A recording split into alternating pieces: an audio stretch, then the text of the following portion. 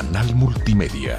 News Canal Multimedia presenta Mundo Forense, conducido por Zoraida García Castillo, Anaí Rodríguez González y Carla Vázquez Barrera. Un programa de la Escuela Nacional de Ciencias Forenses y la Facultad de Derecho de la UNAM.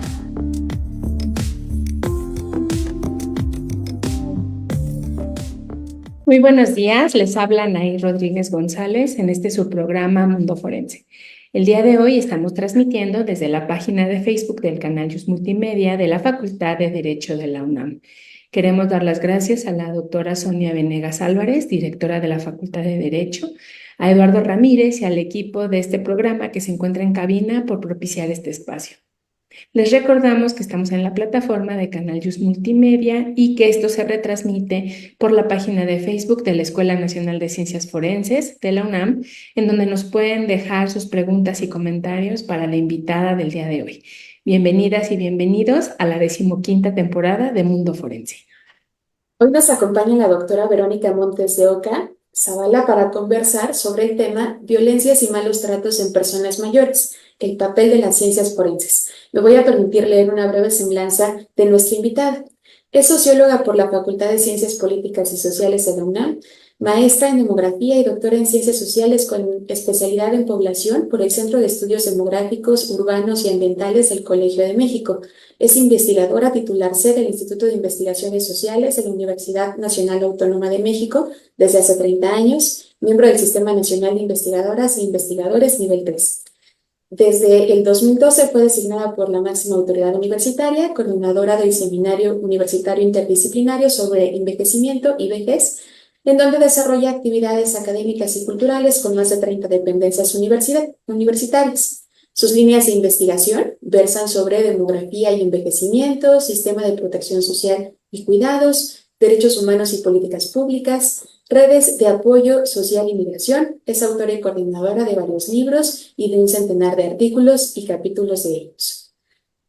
El ser humano, como consecuencia de su evolución, ha alcanzado una mayor longevidad. Sin embargo, para muchas personas, el ser adulto es sinónimo de fragilidad, debilidad, dependencia, generando situaciones negativas que dañan la convivencia social. De acuerdo con la Organización de las Naciones Unidas, el porcentaje de personas de adultos mayores para el 2050 se duplicará, alcanzando aproximadamente el 22% total de la población. Esto es que es importante poder abordar los temas que se relacionan con violencia y malos tratos que viven las personas mayores, como lo es la discriminación, el aislamiento, buscando generar conciencia, empatía y valor hacia aquellas personas que pertenecen hacia este sector. Bienvenidos, bienvenidas. Buen día, doctora Zoraida.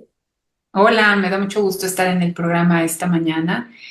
Saludo a mis amigas, colegas, la maestra Carla Vázquez y a la doctora Anaí Rodríguez, y de forma muy especial a la doctora Verónica Montes de Oca, cuyo semblanza curricular ya se leyó, pero creo que es muy bueno que nos platiques, si me permites hablarte de tú, que nos platiques, a ver, sabemos que tienes una larga trayectoria en investigación y docencia en materia social, pero por alguna razón se tuvo la iniciativa en la universidad de crear este seminario universitario interdisciplinario sobre envejecimiento y vejez. ¿Cuál es la razón de que se haya creado este seminario? Tu interés personal por estar dirigiéndolo y qué puntos de encuentro ha tenido últimamente que le da tanta relevancia y actualidad. Bueno, pues muchísimas gracias por la invitación. La verdad que me siento muy, muy contenta. Siempre, primero, conocer personalidades como ustedes, personas nuevas para mí. Me siento muy, muy contenta, pero además porque estamos iniciando un vínculo con la Escuela Nacional de las Ciencias Forenses. Entonces, me siento muy, muy contenta, la verdad, porque, mira, el envejecimiento, pues, es un fenómeno mundial que está cada vez más reconocido en todas las agencias internacionales junto con la migración. Tal vez son los dos fenómenos demográficos más importantes, y se debe a este envejecimiento como una consecuencia del desarrollo de muchos países. Entonces, el envejecimiento es una de las de los fenómenos que van muy de la mano, y esto va muy relacionado con las ciencias forenses, va muy de la mano con el descenso de la mortalidad y el descenso de la fecundidad. Entonces, es cierto, nacen cada vez menos niños, las mujeres decidimos cuántos hijos queremos tener, las familias, las parejas deciden si quieren o no tener hijos y cuántos, pero también gracias a las ciencias, ¿verdad? Y gracias al desarrollo de muchos países, a la institucionalidad de la salud, de la seguridad social, de la educación, por supuesto, de todos los regímenes de pensiones y de muchos otros aspectos relacionados con la urbanidad, con las ciencias, de pronto también de las ciudades, ¿no? Entonces se arma todo un escenario muy benéfico para el alargamiento de la vida. Entonces las personas vivimos más tiempo y todo mundo, seguramente todo mundo que nos está oyendo hoy, pues pensará, ay, sí, mi abuelita, mi tío, o sea, empezamos a pensar en toda nuestra familia y de alguna manera lo pensamos sin darnos cuenta que nosotros estamos también heredando esa longevidad, esa mayor esperanza de vida y que además vivimos en un país que, imagínense, en 1930 tenía una esperanza de vida de 30 años, 32 años, y hoy, en el 2024, tenemos una esperanza de vida de 75 años. Y eso es muchísimo para un país porque es un siglo en el que se ha aumentado aproximadamente 45 años de esperanza de vida. Entonces, eso es evidencia, es la evidencia de un desarrollo consistente, con distintos ritmos, pero consistente. Ahora, dentro de esta población y del proceso de envejecimiento, lo que se observa es un crecimiento mayor de personas con 60 años y más y con 80 años y más, incluso un mayor crecimiento de personas centenarias. Y obviamente eso implica, pues, pensar en muchas políticas públicas diferentes, en cómo las instituciones nos vamos adecuando a esa nueva estructura por edad de la población. Entonces, mi familia es longeva, queridas colegas, ¿no? Mi familia es mi abuela murió de 95 años, mi otra abuela de 93 años, mi madre ahora tiene 90 años, y entonces yo cuando me di cuenta de este fenómeno estudiando demografía en el Colegio de México, pues me di cuenta de que vengo de una familia longeva, y de que también había muy pocos estudios en nuestro país sobre las personas adultas mayores, ¿no? Sobre las personas ancianas, las personas viejas, de pronto las vemos en muchísimas áreas y a veces en muchas áreas muy vulnerables económicamente, las vemos a veces en la limpieza, en los edificios, las vemos vendiendo en la calle, en la informalidad. Y entonces yo me pregunté en la maestría, ¿qué hacían esas personas? ¿No? Y entonces me metí a estudiar la parte económica, la participación económica de estas personas, y me di cuenta de un terrible proceso de precarización en la que las instituciones de seguridad social no estaban preparadas hace 30 años en pensar el envejecimiento de la población. Y entonces fui poco a poco, evidenciando algunos datos. En ese entonces había 19% de la población pensionada en la Ciudad de México, que fue donde primero lo vi. Obviamente ese porcentaje ha crecido muchísimo. Y entonces, toda la cuestión del envejecimiento y de la presencia de las personas viejas en nuestra ciudad ha ido cambiando todas las instituciones, todas. Y claro, en la universidad, en 2010, hicimos un evento muy hermoso con la Universidad de Oxford y pude invitar a muchos colegas que yo sabía que trabajaban la temática en la universidad. Y entonces, varias personas, entre ellos la doctora Rosalba Casas, que fue nuestra primera directora en el Instituto de Investigaciones Sociales después de casi 85 años, ella, muy sensible con la temática, de pronto dijo, bueno, voy a hablar con algunos directores porque este es un fenómeno muy grande y necesitamos poner al país digamos, a trabajar la universidad para abonar al país. Y en ese entonces estaba el doctor José Narro, quien fue director de la Facultad de Medicina y quien también es una persona muy sensible a la temática de envejecimiento, porque como él bien me dice, yo también soy una persona vieja, ¿no?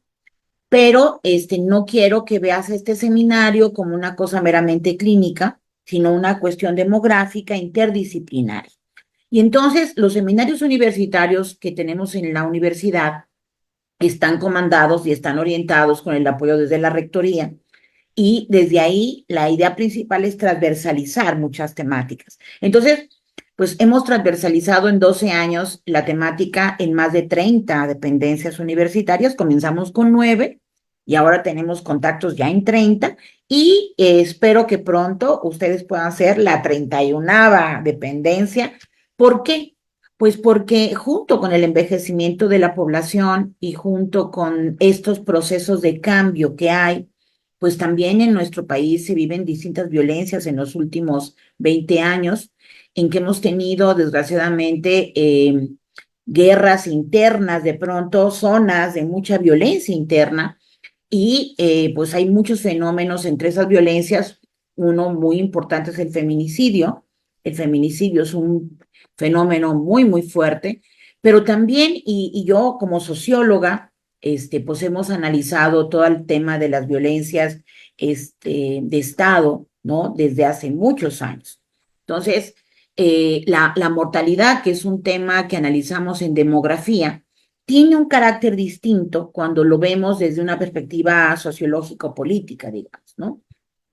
Y bueno, y el envejecimiento de la población, pues nos habla de cómo también las personas mayores, que incluso son activistas, mujeres que son luchadoras, que son ahora buscadoras, muchas mujeres mayores son buscadoras de sus hijas, son las que están atendiendo a sus nietas, por ejemplo, a sus nietos, cuando falta su hija, y son las que están, incluso en muchos países de América Latina, muy activas luchando por el reconocimiento de la justicia y sobre todo por parar esa violencia de los grupos armados, a veces del propio Estado y también obviamente pues del crimen organizado y de todo lo que pensemos, incluso en términos de género, porque las mujeres hemos vivido durante toda nuestra existencia en la historia diferentes formas de violencia, ¿no? Doctora, Sí, ay, perdóneme, sí, perdóneme que la interrumpa, pero sí. justo ahora que está usted abordando esta temática, que es,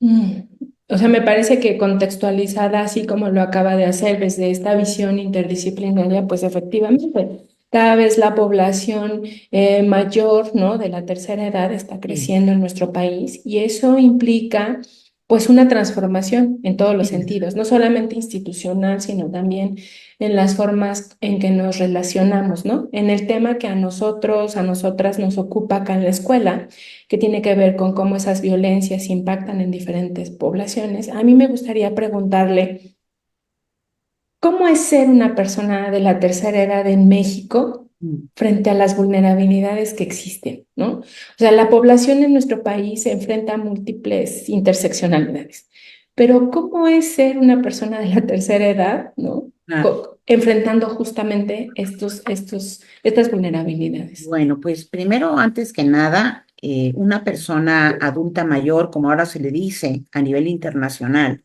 porque antes en los 70 se le decía tercera edad, ¿no?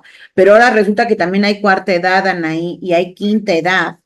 Entonces, realmente, pues ya no se reconoce nada más la edad de las personas, sino el principio pro persona, que es un principio jurídico, a nivel internacional reconocido ahora, pues son personas adultas mayores, son personas mayores, ¿no? Pero efectivamente es una cuestión muy heterogénea. Las personas mayores viven una condición tremendamente heterogénea. Primero, es muy diferente vivir en zonas urbanas que en zonas rurales, ¿no? Vivir, por ejemplo, hay países en América Latina que tienen una esperanza de vida todavía muy baja, pero hay algunos otros países que superan la esperanza de vida, por ejemplo, que mencioné hace un momento en México. Entonces, también depende de dónde estás envejeciendo, cómo es que se conforma tu envejecimiento. Pero también el envejecimiento es un resultado de tu trayecto de vida, ¿no? Entonces, si tú has tenido una infancia, una adolescencia, una adultez saludable, seguramente tendrás una vejez saludable. Pero si has tenido pobreza, enfermedad, violencia, maltratos, accidentes, por ejemplo, las mujeres que han tenido muchísimos hijos, ¿no? O muchas enfermedades, bueno, pues todo eso tendrá como consecuencia una vejez también, con ciertas patologías, ¿no? Con ciertas enfermedades. Y obviamente ser hombre y ser mujer, pues es muy diferente, Anaí, porque vivimos en una sociedad tremendamente patriarcal en donde siempre se privilegia el ser hombre, ¿no? En la sociedad. Y de pronto las mujeres vamos avanzando más lentamente, pero vamos avanzando en algunos circuitos y logrando derechos que por supuesto esperamos tengan una resonancia en las personas cuando lleguen a la vejez, pero es muy diferente. Entonces, ahora también se ha hablado mucho, y eso es muy hermoso, Anaí, de la interseccionalidad, ¿no? Entonces, nos permite pensar la vejez no nada más desde una perspectiva binaria de género, sino también pensar la vejez LGBT, por ejemplo, ¿no? O pensar la vejez de ciertos grupos étnicos, o la vejez afromexicana, por ejemplo, o la vejez con discapacidad. En fin, entonces hoy vivir la vejez es complicado porque atraviesa todas las desigualdades, racismos, sexismos, clasismos, capacitismos que vive la población en general. Pero en las personas mayores hay un fenómeno también muy importante, que es el edadismo, Anaí, ¿no? Vivimos un edadismo en la vejez también, ¿no? Y ese edadismo hace que muchas personas, por una cuestión de acumulación de años de vida, sean discriminadas de muchos espacios. Y entonces, y eso se vio clarísimo en la pandemia, pero desde antes se había notado. Y claro que por eso es bien importante que en la universidad ponga la nota de un seminario interdisciplinario, universitario, que atienda un tema que siempre ha estado marginado en todas las ciencias. De hecho, fíjense nada más, el otro día me enteraba de un dato. Tenemos 1,036 geriatras en el país. 1,036 geriatras cuando tenemos 15 millones de personas mayores. Eso quiere decir que ni siquiera en la medicina se toma en serio de pronto cómo atender la enfermedad de las personas mayores. ¿Te fijas? ¿Y cómo podríamos ir vinculando justo estas situaciones de vulnerabilidad con temas que se relacionen con, pues, esta parte de delitos y de las investigaciones y las particularidades que se deben tener justo al tener trato con estos adultos mayores? Pienso un poco que cuando se vino todo el problema de la pandemia, se identificaron algunos aspectos, ¿no? Subieron los datos de violencia de género y en Exacto. muchas ocasiones especializábamos un poco como el perfil, pero lo cierto es que también fue patente cómo es que este sistema de cuidados no lo tenemos y luego entonces, pues en la poca información que tienen los adultos en cuanto a los adultos mayores, en cuanto a cómo poder ir y acudir a las instancias y dar aviso de lo que están viviendo, ¿no? De esta violencia familiar que tienen día a día y que a veces pues no logran percibir, en otras ocasiones sí lo hacen y no saben cómo solicitar ayuda. ¿Qué nos podría decir sobre estas temáticas? Wow, pues mira, a partir del contacto con la doctora Zoraida y con Anaí, mi cabeza empezó a pensar muchísimo, porque efectivamente, fíjense que desde hace como 10 años, a lo mejor 15 años, los temas relacionados a la violencia hacia las personas mayores y los malos tratos, todo lo que quiere decir el elder abuse, por ejemplo, en la literatura anglosajona, pues ha crecido muchísimo. Y eso significa que es un indicador también de la realidad, ¿no? De la realidad, de qué pasa. Y lo que sucede, Carla, es que la vulneración del Estado hacia las condiciones de vida que tienen las personas mayores, y esto es importante porque no es que ellas en sí mismas sean vulnerables, es que el Estado mismo vulnera los derechos. Y cuando digo Estado no me refiero nada más al gobierno, me refiero a la población, a nosotros, ¿no? A las comunidades. Vulneramos los derechos de las personas mayores. Y entonces, frente a una situación ya de desventaja, como mencioné hace un momento, pues surgen otras cosas, ¿no? Como por ejemplo, ¿no? Yo creo que un tema en la semana que me llamó mucho la atención tiene que ver con el despojo, por ejemplo. Entonces, a veces otros grupos, ¿no?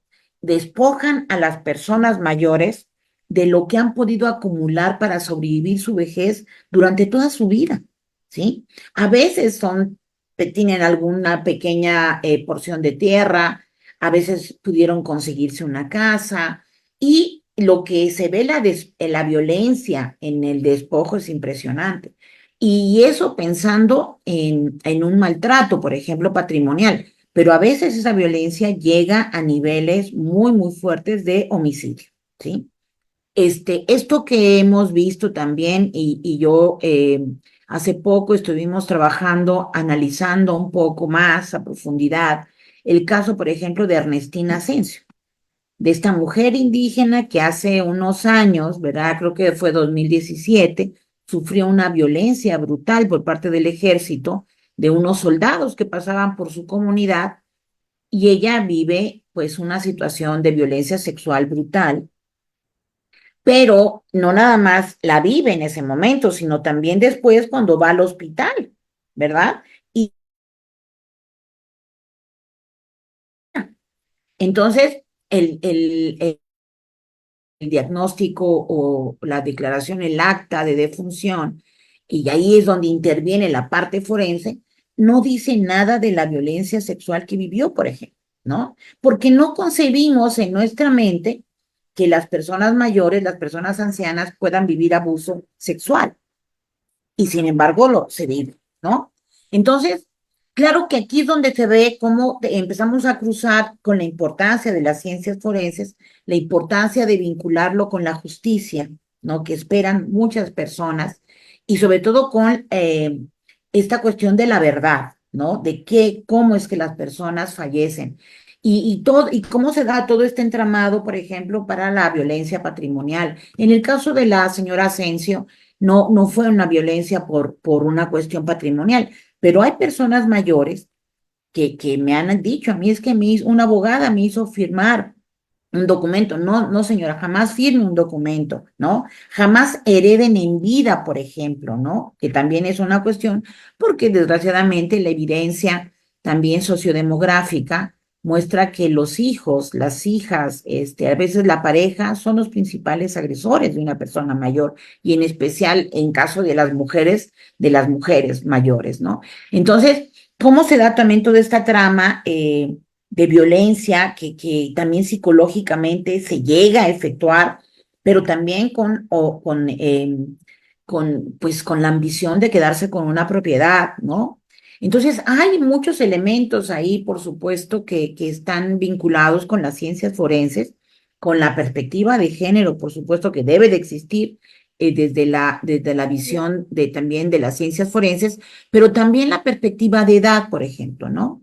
Porque hay ese edadismo, el edadismo se reproduce en todas las ciencias y en todos los temas y en todas las instituciones. Como ven que ya es una persona mayor, una persona vieja, pues no le ponen atención, la hacen esperar en los juzgados, en los procesos judiciales, no atienden con rapidez porque pareciera que va a vivir 50 años más cuando ella necesita vivir una vida, ¿no?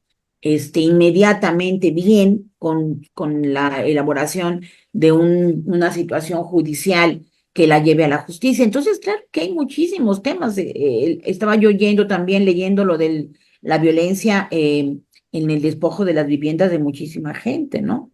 El don Doctora, Juanito, te un señor que escucho falleció. reflexionar sobre cómo se cruzan desde muchos puntos el análisis de las violencias a las personas mayores y lo forense.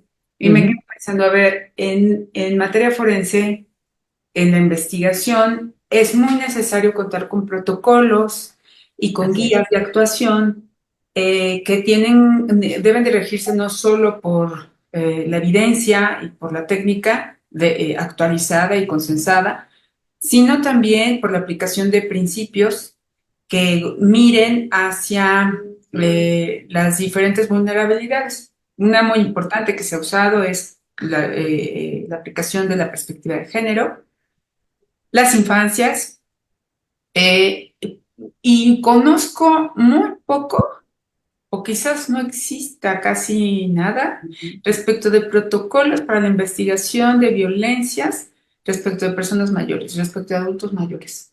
Eso Totalmente.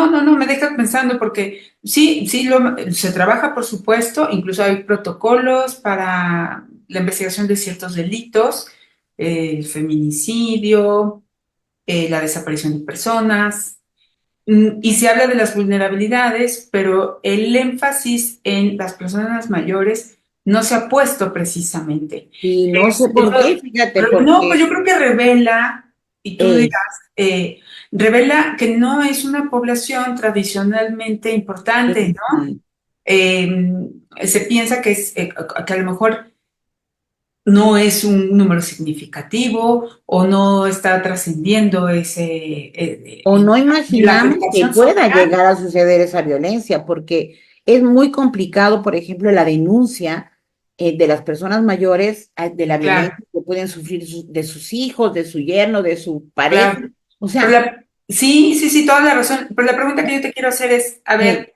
digamos que tenemos la oportunidad, y nos la podemos dar, mm, de proponer la creación de protocolos, por decir algo, en la investigación del feminicidio de mujeres adultas mayores, mayores. ajá, Entonces, o a lo mejor de abuso sexual, o etcétera, o de abuso patrimonial, de o violencia.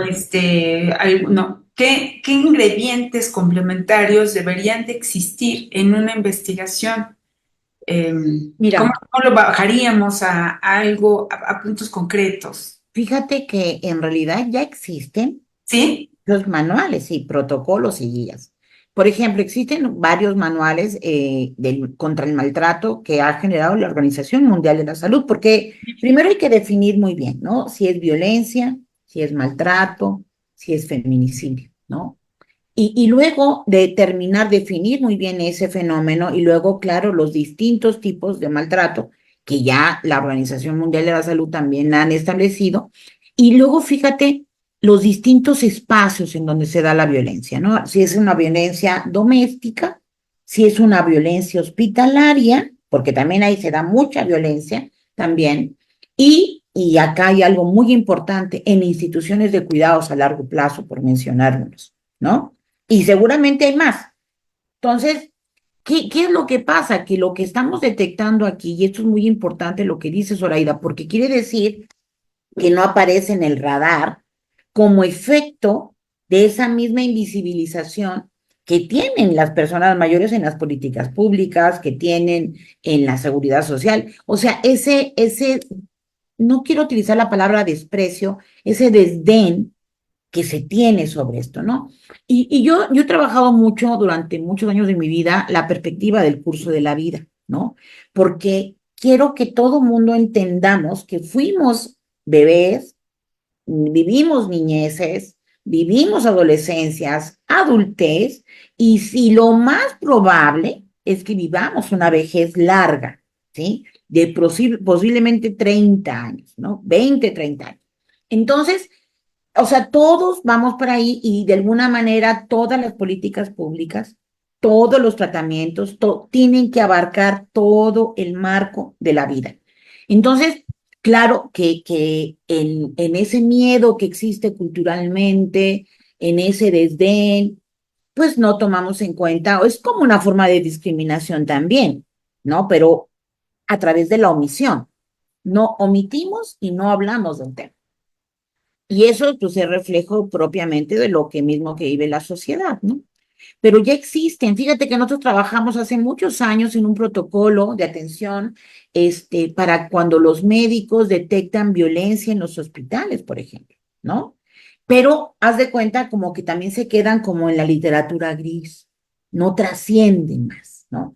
Pero yo creo que estamos a tiempo y la verdad que yo creo que es el momento justo y perfecto para comenzar a hacerlo con mucho ahínco. ¿Por qué? Porque el envejecimiento sigue aumentando, el envejecimiento es un proceso que no va a detenerse, el incremento de las personas mayores va a detener, pero si no ajustamos todo el ámbito de la justicia y de los procesos judiciales, si continuamos con la impunidad tan terrible que vive nuestro país en tantas cosas, es muy probable que esa omisión que te estamos mencionando se reproduzca en los actos de injusticia, de violencia y maltrato que viven las personas mayores. Yo Y es el pensaba, momento justo, ¿no? Sí, pensaba en la pregunta que hacía la doctora Zoraida y, o sea, creo que es como muy pertinente, sobre todo para el campo forense, porque Ujú. en los campos forenses necesitamos, pues sí, un poco como una especie de receta, ¿no? Una especie de pasos, guías Protocolo. muy específicos. Ujú, ujú. Y pensaba en estas características que de pronto pueden tener las personas adultas mayores con temas, por ejemplo, de discapacidad mental, ¿no? De discapacidad a lo mejor en el lenguaje. Yo recuerdo mucho cuando estuve haciendo prácticas en la carrera de psicología Ujú. que me tocaba atender a personas de diferentes edades. Pero justo cuando llegaban las personas adultas mayores, muchas de mis compañeras y compañeros no querían trabajar con ellas o con ellos porque decían que las sesiones, por ejemplo, de terapia se volvían súper repetitivas.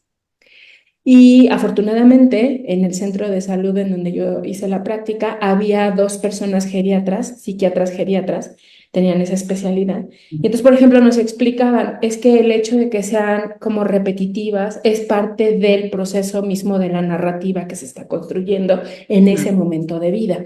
Entonces, tú como especialista tienes que desarrollar herramientas que te permitan entender, pues que tienes que darle secuencia a ese tipo de relato, que en ese relato, aunque sea repetitivo para ti, puede haber información importante que tú puedes estar como retomando y que evidentemente decirle a la persona, oiga, eso ya me lo contó, pues es una ofensa y es algo muy violento, ¿no? Porque es parte como de este proceso. Entonces pienso en estos detalles como muy puntuales que de pronto a lo mejor, no sé, me imagino en alguien que está tomando una declaración, ¿no? Una persona adulta mayor, de Ujú, ujú. pronto son cosas que tendría que saber, ¿no? Que a lo mejor por el impacto del trauma que de por sí ya afecta, ¿no? Como el testimonio en ese momento, pues a lo mejor va a haber otro tipo de afectaciones de discapacidad cognitiva, de discapacidad a lo mejor en el lenguaje, ¿no? Incluso a lo mejor con temas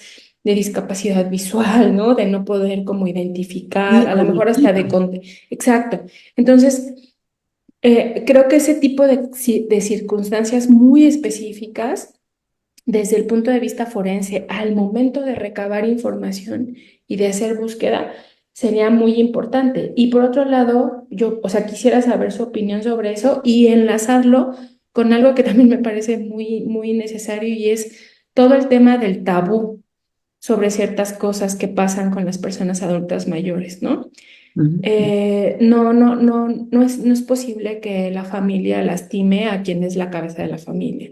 No, las personas adultas mayores no pueden sufrir violencia sexual porque esa etapa de su vida pues ya está como bloqueada, ¿no? Ujú. Eh, Vamos, son como tabús, como prejuicios, estereotipos que se construyen, que creo que también afectan de manera importante investigaciones de carácter forense, porque bloquean líneas de investigación simplemente, ¿no? No, no, Anaí, o sea, me has arrojado muchísimos elementos, ¿no?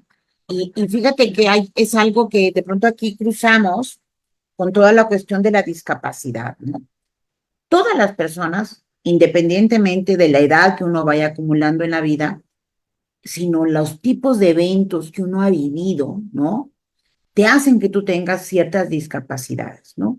Que a veces pueden ser, no, incluso, por ejemplo, ahorita me acordaba que Ernestina Asensio pues era monolingüe. O sea, a ver, tú le estás pensando en que una persona monolingüe te va a hablar en castellano en algún momento, o es la institución la que tendría que tener los elementos para entender a esa persona, ¿no? Si no, tú la marginas porque no habla español, ¿no? Por ejemplo. Pero, y ahí, pues, es una discapacidad que impone el Estado hacia una persona. Pero también, por ejemplo, me estaba acordando de una conferencia que di en Uruguay, en un hospital, y de pronto había muchas personas mayores con muchísimas, era un hospital psiquiátrico, Anaí. Y muchas de estas personas habían vivido torturas en la dictadura uruguaya, ¿no? Y te lo contaban así, y habían huido a Brasil y luego se habían regresado y de pronto pues los perseguían, los torturaron. Y eso, digamos, en un tema muy fuerte de violencia de Estado. pero de pronto también tenemos personas que han tenido accidentes porque trabajaron en una industria donde sus oídos o su vista se dañaron, por ejemplo, ¿no? Entonces, en gerontología y en los estudios de envejecimiento hay varias cosas muy vinculadas a lo que mencionaba también Carla, que tiene que ver con el cuidado, ¿no? Y yo de pronto lo traslado a la atención en materia jurídica. Y hay una cuestión muy interesante que son los modelos centrados en la persona. ¿Qué quiere decir esto? Que cada persona tiene una configuración distinta. Y entonces pienso en los estudiantes que me dices y digo, es que no tenían las herramientas para saber escuchar y para poder enriquecerse más de lo que la persona le estaba diciendo de esta manera repetitiva. Porque cuando hacemos nuestro trabajo de campo, siempre tenemos que estar muy pendientes de qué es en el primer contacto lo que esa persona quiere que tú sepas de él, ¿no? En el segundo contacto puede que te reafirme eso, pero se vaya por otra parte porque está creando esa confianza contigo para ver hasta dónde se abre realmente, ¿no? En el caso de las mujeres que han sufrido, bueno, y las personas mayores en general, hombres y mujeres, que han sufrido violencia patrimonial, violencia familiar, violencia de distintos tipos, es muy difícil que se abran a la primera y experiencias traumáticas en el curso de vida, pues tú las encuentras en la tercera, cuarta vez que pudiste hablar con ellos. Entonces, claro que hay muchos elementos y ahí con el envejecimiento uno tiene que rastrear la vida de estas personas, ya qué se dedicaba, qué hacía. Por ejemplo, personas con Parkinson, ¿no? Que obviamente tuvieron a lo mejor un evento cerebrovascular en su vida, ¿verdad? O que personas que incluso tienen un deterioro cognitivo a partir de la aparición de algunas demencias.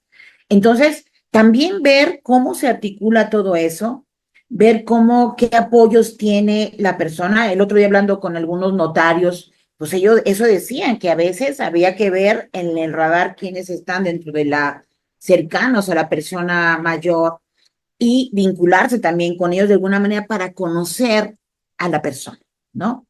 Entonces, claro que hay muchísimos elementos, incluso me atrevería a decir de naturaleza teórica, pero también muchos elementos de naturaleza aplicable que ya se han hecho en muchas partes del mundo, sobre todo en Europa y España, que tienen un envejecimiento muchísimo más pronunciado. Y nosotros tenemos que pensar, a mí me preocupa mucho, por ejemplo, toda la cuestión de la mortalidad y la violencia que se vive en instituciones de cuidados a largo plazo. Pero para que se den cuenta esto que mencionaba la doctora Zoraida, ¿no? La omisión. México no tiene un registro de esas instituciones, por ejemplo.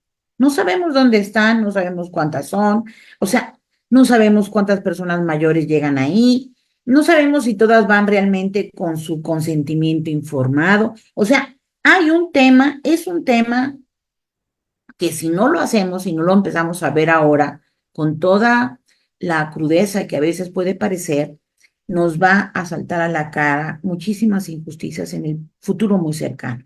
Ya lo estamos viendo. Ya estamos viendo muchas injusticias que viven personas mayores y yo creo que el papel de las ciencias forenses pues es destacar justamente todo ese entramado tan difícil de entender, porque es difícil, no es fácil psicológicamente, emocionalmente, pero que tiene que ver con el cuidado, como decía Carla, que tiene que ver con la justicia, con los procesos, por ejemplo, con ese acercamiento en los centros de salud y los protocolos en los hospitales y en las instituciones. Porque entonces, si no propiciamos la omisión institucional, la negligencia, no vemos, no actuamos, no sabemos, ¿no? Como los tres, changuitos, ¿no? Y yo creo que tenemos la inteligencia en esta universidad para justamente ver eso y poder actuar en consecuencia, ¿no? Pero es muy interesante justo como todo el trabajo que hace el seminario porque tiene esa función de visibilizar a las personas que vamos transitando justo como en estas etapas de nuestras vidas y también pues para generar esta conciencia o esta reflexión. Como parte de las actividades de este programa, lo que hemos instaurado es justo que nos puedan hablar sobre alguna recomendación que pudiera estar o no vinculada con el tema. Sin embargo, creo que aquí va como a la par, ¿no? Si nos cuenta de manera breve, porque estos 45 minutos se van muy rápido. Ay, ya sé. pues sobre este libro, esta serie, esta película Bueno, pues que hay usted quiere varias recomendar. cosas muy bonitas e interesantes. A mí me gustaría mucho que pudieran conseguir, está en la web por ahí, La Buena Vecina, que es una novela muy hermosa de Doris Lessing, que ganó el premio Nobel a los 80 años, finalmente, ¿no? Y La Buena Vecina es su primera novela tan importante como primera novela, no puso su nombre porque era mujer, joven, dijo nadie lo va a leer, y al final esa novela y otras más hicieron que lograra el premio Nobel. Esta novela es muy, muy buena. Yo se la recomiendo muchísimo porque aborda justo todos los temas fíjense de acá, esto es muy interesante, de una mujer mayor que vive sola en la ciudad de Londres y cómo hay una política que atiende a esta mujer que decide no tener hijos y que al final en su vida vive solo. Fenómeno que quiero decirles va muy de la mano también con el envejecimiento de la población. Hay muchas personas que deciden vivir su vida en soledad, no significa vulnerable, sino significa esto también que es un concepto que se llama solitud en Inglaterra, en la literatura anglosajona, pero que conforme pasa el tiempo va haciéndose dependiente y entonces vive muchísimos elementos muy interesantes que plantea ahí la autora. Otro texto que a mí en lo personal me gusta mucho, es como muy sensual, es muy erótico, es uno de Isabel Allende, que acabé hace unos años, que se llama El amante japonés. Ese se los recomiendo muchísimo, así para la noche, como para dormir con ilusiones y con una mirada distinta, ¿no? Pero si tienen de pronto algunos de estas plataformas de televisión y para series, pues yo les recomiendo mucho que vean la película Los Ladrones Viejos, que la busquen. Es una película muy buena de Bernardo Rodríguez, si mal no recuerdo. Es un excelente cineasta, impresionante investigador, en el cine. ¿Y qué es lo que hace? Que nos regresa a los 70, ¿verdad, Anaí? Nos regresa a los 70 y vemos de pronto cómo eran antes los ladrones, por ejemplo, ¿no? Ahora son ladrones de cuello blanco, muchísimos, pero en ese entonces eran ladrones muy finos de pronto, ¿no? Que hacían sus actividades de robar de una manera muy clásica y muy elegante. A mí en lo personal también me gustaría mucho recomendarles una película que también es de otro joven cineasta también de la universidad que salió de nuestras aulas, que es Ernesto Contreras Cruz, y quisiera que vieran esta película maravillosa que se llama Sueño en otro idioma. Ahí hay un cruce de 4 elementos: masculinidad, poblaciones indígenas, grupos étnicos y por supuesto toda la cuestión LGBT, ¿no? Pero bueno, no voy a espolear mucho. Es una maravilla de película. Y finalmente, una serie que a mí me enloqueció, me fascinó, que se vincula claramente, pero así de manera nítida, con la justicia y con el papel de las ciencias forenses, tiene que ver con el asesino del olvido.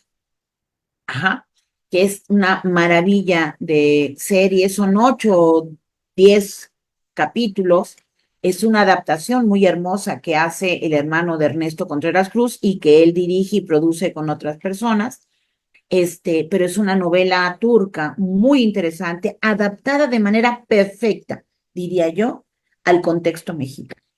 Ujú. Entonces, es una belleza de película donde ves incluso los actores, es una serie donde ves distintos actores de pronto en todo el proceso judicial, ¿no? Cómo entran los medios de comunicación, cómo se viven los procesos de investigación policíaca. Muy, muy buena, muy buena. Entonces, la verdad es que son algunas recomendaciones, ojalá las puedan encontrar todas porque a mí me gusta mucho. Yo, como socióloga, soy una consumista del cine, ¿no? Y del arte, y la verdad que me gusta mucho ver distintas cosas en el cine o en el teatro o en las novelas, ¿no? Ah, por cierto, también quiero recomendarles otra última que no es menor. Esta tiene que ver con una corriente literaria feminista de muchas mujeres que encuerpan la palabra y encuerpan la literatura. Y quiero, nada más voy a mencionar rápidamente a Dolores Reyes, que es una mujer argentina que hizo un libro bellísimo, fuertísimo, pero fundamental, que se llama Come Tierra. Y es una belleza de novela. Ahora estoy ahora leyendo la siguiente, que es mi serie, pero aborda todo el tema de los feminicidios, ¿no? Y de todo lo que hay detrás de pronto de los feminicidios. Entonces, claro, la carrera de investigación, ¿no? En nuestra universidad y la carrera así como de profesores en nuestras escuelas y facultades no podría tener la riqueza que tiene si no complementamos pues con todo lo que nos da la cultura y el arte en nuestro país, que es muchísima y que sin duda enriquece nuestras posturas, ¿no? Querida doctora Montes de Oca, te agradecemos muchísimo esta entrevista, tus recomendaciones, ya he tomado nota de todas y voy a ir de una en una y seguro nos vamos a ver próximamente para ver qué más trabajamos juntas, juntos, entre el seminario y esta Escuela Nacional, que tienen muchos puntos de cruce. Ha sido un honor y un deleite escucharte en esta entrevista. Agradecemos a nuestra audiencia, por supuesto al canal News Multimedia, y nos vemos en una siguiente cita la siguiente semana. Muchas gracias. Muchísimas gracias.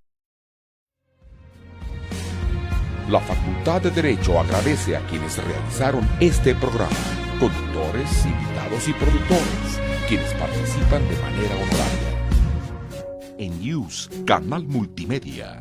Derecho a tus oídos.